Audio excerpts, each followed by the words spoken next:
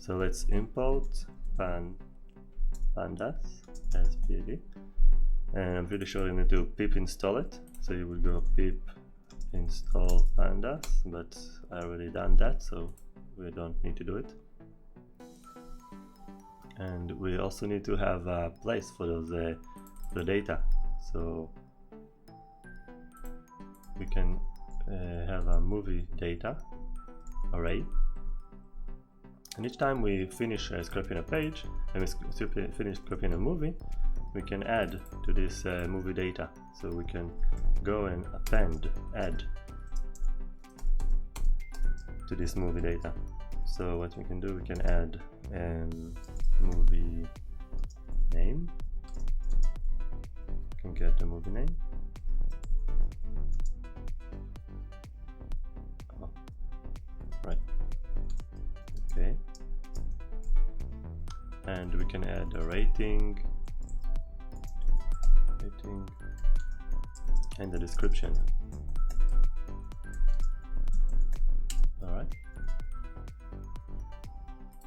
Okay, and now in the end, what we should do, we should we should create a page. So we use a pandas data frame,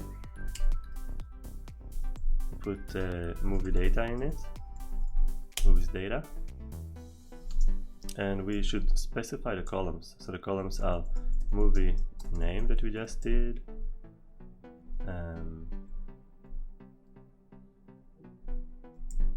should be specified an array.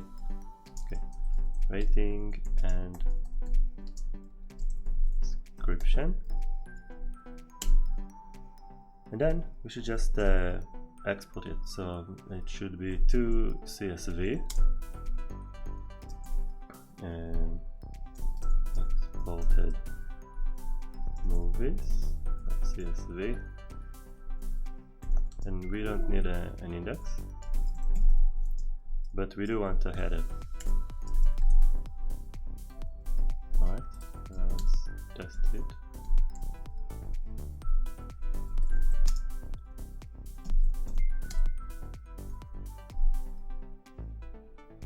Okay,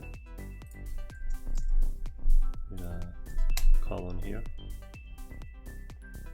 Okay, so now it's going through all the pages. In the end, we should be seeing here a new file. So let's see if it worked. Exporting it, yeah. So here we have the CSV file, and we can open it with, let's see, just double click it and see. It just opens it here. Let's see.